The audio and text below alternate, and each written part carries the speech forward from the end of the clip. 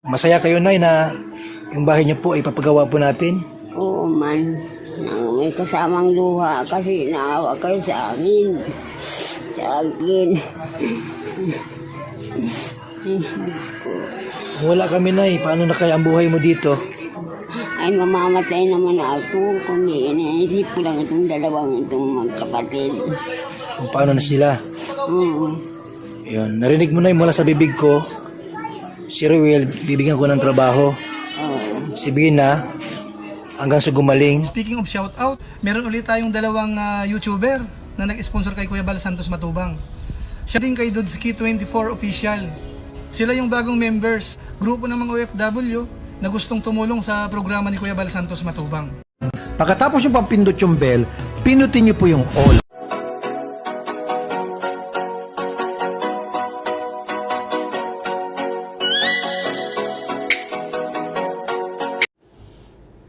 Shoutout mga kabaliw ko dyan.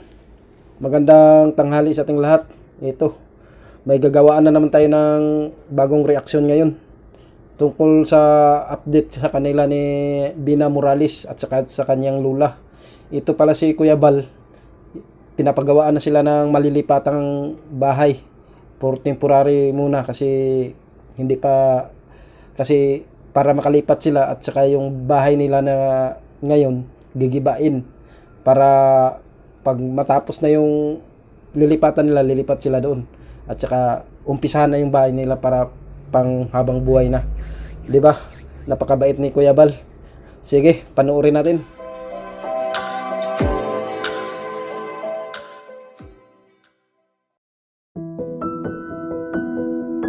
Ayun, ito na.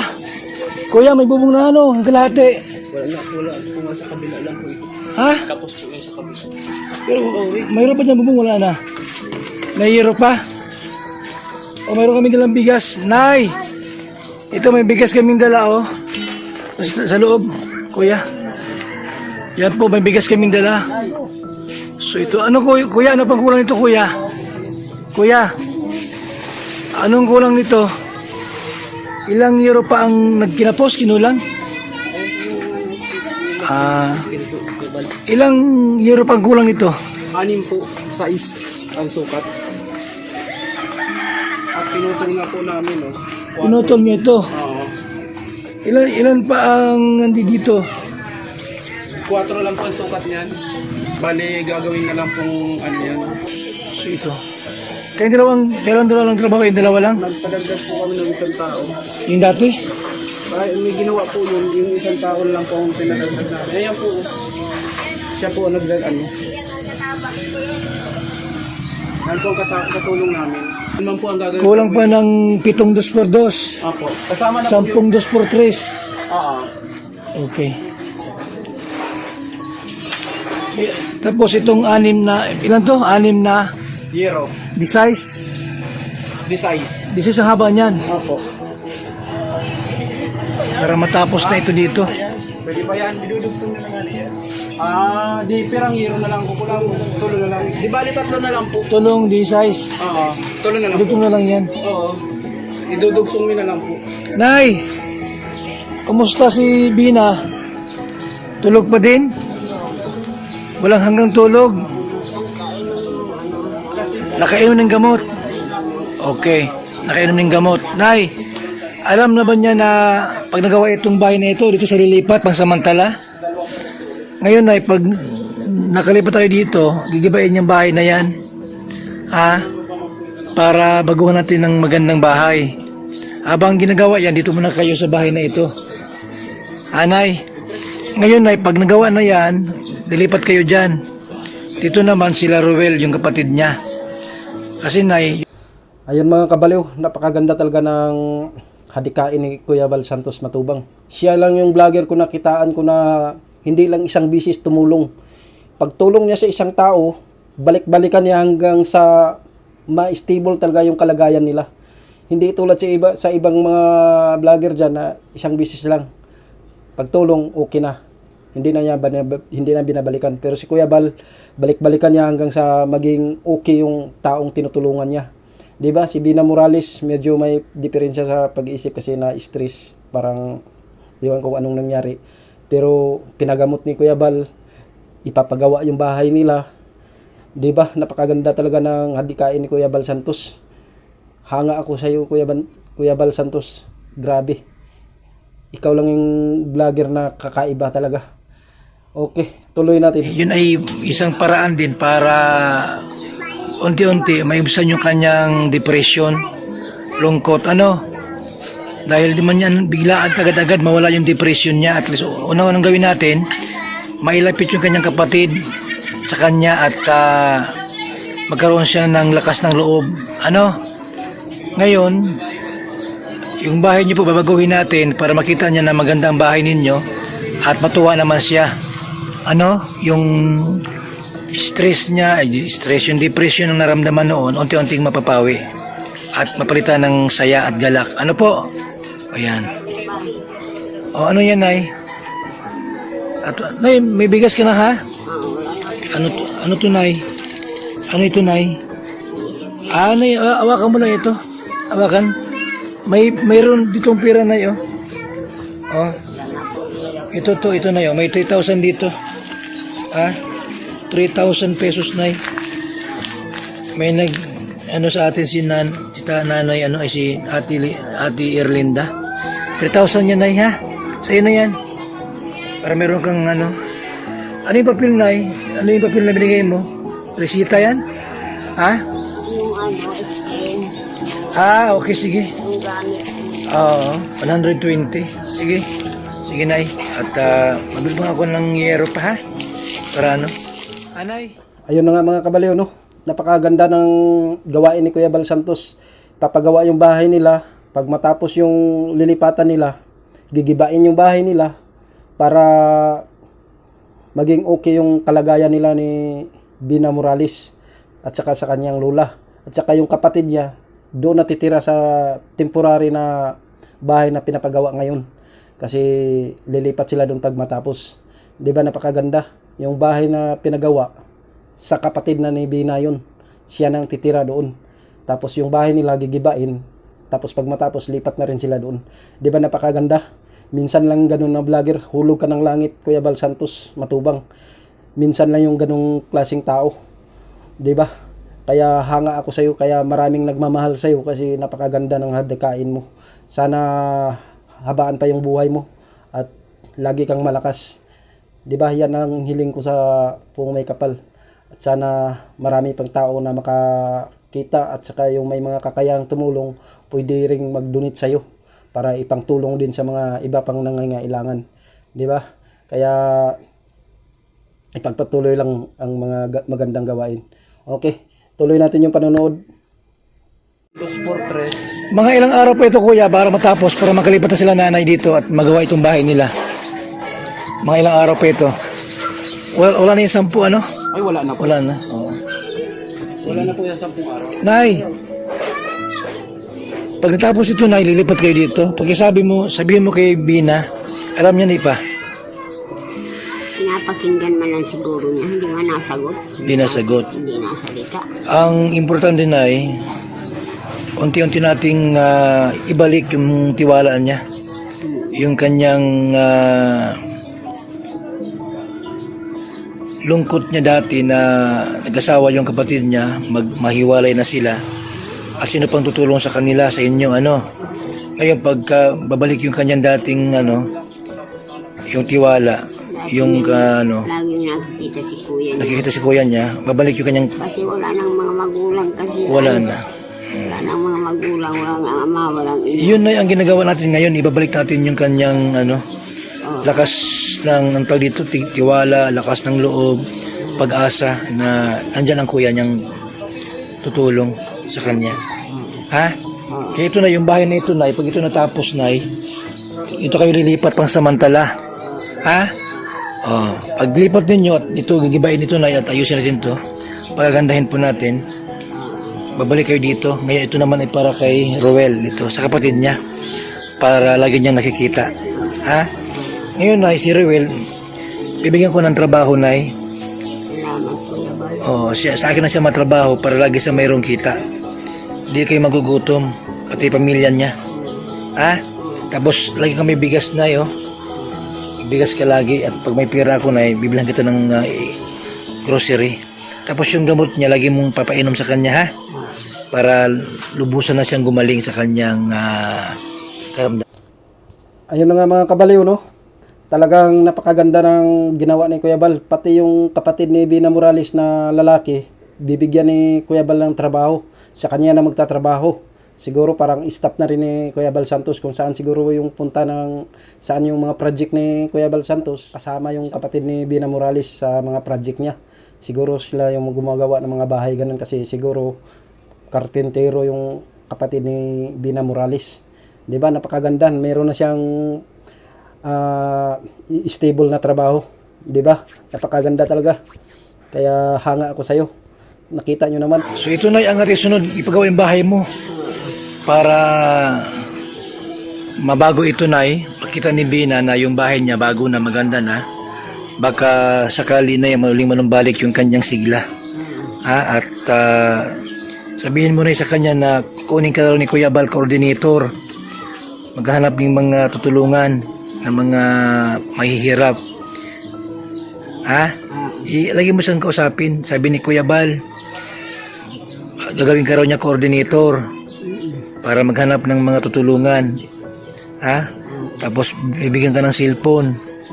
Lagi mo siyang bigyan mo ng lakas na loob. Total pag nagising man siya, magkwento ka sa kanya. Sabi mo na si Kuya Bal yung pumunta dito tumutulong sa atin. Sabi niya pagka gumaling ka na, huwag mong sabihin gumaling, pagka sumigla ka na at lagi ka nang gising, ang gagawin ni Kuya Bal sa'yo, gagawin kang coordinator. Mahanap ka ng mga tutulungan para maraming matulungan si Kuya Bal sa iba't ibang lugar. Ganon. Tapos bibigyan kang cellphone para may cellphone ka. Hanay? O sige, para lalo siyang magkaroon na ng sigla, ha? Sumigla ang kanyang buhay. So ito po, Nanay, masaya kayo, Nay, na yung bahay niyo po ay papagawa po natin? Oo man. May kasamang luha kasi naawa kayo sa amin. Sa akin. Wala kami, Nay. Paano na kaya ang buhay mo dito? Ay, mamamatay naman ako. Kundi inaisip ko lang itong itong magkapatid. Kung paano na sila? Oo. Yun. Narinig mo, Nay, mula sa bibig ko, si Ruel, bibigyan ko ng trabaho. Oo. Si Bina, hanggang sa gumaling. Ano po, unahin ko muna na itong bahay ninyo at ilapit yung kanyang kapatid. Ano po yung mga dapat natin gawin? Ipapadoktor din natin yan. Kung kinakailangan pang mga na dalhin sa talagang paggamutan. Sa Kadlan. Sa Kadlan? Ini-injection na niyan. Oo. Ini-injection na niyan doon. Pero yung dito na, yung pagpunta namin sa doktor, wala pang may injection na, di ba? May injection pa? Doon. Doon ang injection? Kadlan. Sa Kadlan. Nabangga kasi Yun kasi na, mental hospital kasi yun. Oo. Ngayon, kung makuha pa natin sa paunti-unting gamutan, itry natin na yung paunti-unting mga iniinom na gamot, tsaka yung mawalang depression. Pag talaga hindi kaya na bago na ang bahay ninyo, andyan si Rowel, ganun pa din, gawa ka ng bagong aksyon kung anong ating pwede pang gawin para tuluyan na siyang gumaling. Nabangga kasi yan ng grade 1. Matagal naman na yun. Titiskan niya. Matagal na yun grade 1 pa naman siya.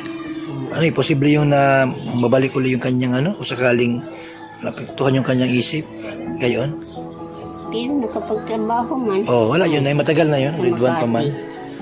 Grade 1 pa man. Nay, ito ang bahay mo, papagawa natin, ha? Yun. Yun palang kwento ni Bina Morales. Nakapagtrabaho din pala diyan sa Makati. Tapos si Kuya Bal nangangako na pag gumaling na si Bina Morales, gawin niyang coordinator para kung saan yung mga pupunta ni Kuya Bal Santos. Kasama-kasama si Bina Morales kung sakali na okay na yung kalagayan niya. Kaya kung kaya pang gamutin sa mga payo-payo, kakausapin lagi, kung mawala pa yung mga depression niya, kaya ganun. Pero kung hindi na kaya, kung gagawa na si Kuya Bal ng another action na baka dalhin na sa mga paggamutan ng alam na natin yan. Kaya hindi lang natin banggitin, baka makasira sa pag-iisip ng isang tao, 'di ba? Kaya napakaganda talaga. At si Kuya Ruel meron ng trabaho. Kaya 'di ba kita nyo naman naiiyak pa si Lola sa mga sinasabi ni Kuya Bal Santos na mga pangako niya. Pero alam kong tutuparin yan lahat ni Kuya Bal Santos na gawin niya lahat ng mga sinasabi niya. 'Di ba? Kaya walang katulad si Kuya Bal Santos. Okay, tuloy natin yung panonood po. So, bukas kuya, umaga, mabili na ako ng mga kailangang bilhin. Ano ito? 2x2, 2x3, Hardiplex. Wala pang Hardiplex ito? Wala pa. Okay. Sige. Para matapos na ito at makalipat na sila dito sa ano? Dapat ngayong week na ito, tapos na ito. Lunes, mga Sabado siguro, okay na ito. Para ito kuya, itong bahay na ito, mag-ibain natin yan. Diyan sila lilipat. Pero magawa tayo ng kama dyan. Yung malapad na kama. Para dyan si Bina matira. Kasi kuya, pag dito ka na, Roel, makikita mo na siya at makikita ka niya pirmi. Baka mawala yung kanyang lungkot. Malagaan mo na din. Maging bahay mo na ito ay. Di ka na mag-arkila kung saan. May bahay ka ng sarili. Nay, sige po. At malis rin po ako, Nay. May pera ka naman dyan. Salamat po sa inyong lahat. Malaking tulong na ang programa natin sa iyo. Oo. At least na yung iyong kalungkutan, yung iyong agam-agam na ay naibsan, nawawala pa unti-unti. Ayun, mga kabaliw. Napakaganda talaga ng mga project ni Kuya Bal Santos. Talagang hindi niya iiwanan yung tao hanggang sa maging okay yung kalagayan. Si Bina Morales, laging minomonitor ni Kuya Bal Santos Matubang. At saka si Lola, tinutulungan. Kaya naiiyak si Lola. Paano na lang kung wala si Kuya Bal Santos Matubang, di ba? Kaya hulog ng langit si Kuya Bal Santos Matubang sa mga mahihirap. Kasi laging mayroong tulong na darating sa inyo. Kaya sana pagpalain pa si Kuya Bal Santos Matubang para maipagpatuloy niya yung mga ginagawa niya. 'Di ba? Kaya tayo namang maliliit pang YouTuber, nangangarap din na baka makasunod sa yapak ni Kuya Bal Santos Matubang. Okay. Kaya pagpasensyahan niyo namang mga reaction video ko. Hindi pa tayo marunong masyado magsalita. How to deliver the terms of speaks, 'di ba? Kasi baguhan lang tayo sa larangan ng pagbablog. Kaya ginagawa natin yung lahat para umangat naman yung channel natin. Trying hard, kumbaga. 'Di ba? Sana wag niyo naman akong ibabas na itong vlogger na to trying hard magsalita. Hindi naman marunong, nagbulol-bulol pa. Pero okay lang 'yun. Ganyan daw talaga pag baguhan ka pa. Kaya naghanap tayo ng magandang content. Ito ang naisip ko na reaction video muna. Kasi nung nakaraan, naka-copyright strike ako kasi kumukuha ako sa mga teleserye ng mga network tulad ng GMA7. Akala ko okay kasi nung in-upload ko, hindi naman siya copyright strike, hindi naman siya copyright claim. Almost 1 month bago lumabas yung resulta. Mayroong ads. Yung video na yun, yung agimat ng agila. Mayroong ads. Gumagana talaga. Nagkakaroon ng revenue. Kaya tuwang-tuwa ako kasi nakasamba ako. Pero pagkalipas ng 3 weeks, merong message na dumating sa akin sa email ko na naka-copyright strike ako sa agimat ng agila. 3 video yun na in-upload ko, buti 1 strike lang yung 3 video na yun, 1 strike lang. Kasi pareho-pareho lang naman agimat ng agila. Kaya 1 strike lang. Kaya dinilit ko na yung 3, baka yung 2 na nahuli, baka i-strike din. Kaya takot ako. Sayang yung pinaghirapan natin. 'Di ba? Kaya pinagdi-delete ko na. Kaya dito muna tayo sa reaction video. Meron naman tayong consent ni Kuya Bal Santos na nagpermisyon naman tayo. Kasi nga dahil kay Sir July Paunil na nakapagbigay tayo ng kunting tulong. Kaya medyo okay kasi parang kalingap partner programs tayo. 'Di ba? Kaya shout out sa lahat ng mga kalingap partners program dyan. Shout out sa inyong lahat. At shout out kay Sir July Paunil, kay Kalingap Rab, at saka kay Maigang Vlog, Shout out sa inyong lahat at lalong-lalo na sa iyo, Kuya Bal Santos. Shout out sa iyo. Ito ang iyong lingkod, Dudski24 Official. Sana mapansin mo ako. Okay, hanggang dito na lang yung video ko. Siya nga pala, kung bago lang kayo naligaw sa aking channel, pakipindot naman ng like, subscribe at saka huwag kalimutang pindutin ang notification bell para lagi kayong updated sa mga susunod ko pang video. Okay, hanggang dito na lang. Hanggang sa muli. Bye-bye! Speaking of shoutout, meron ulit tayong dalawang YouTuber na nag-sponsor kay Kuya Bal Santos Matubang. Siya din kay Dudski24 Official. Sila yung bagong members, grupo ng mga OFW na gustong tumulong sa programa ni Kuya Bal Santos Matubang.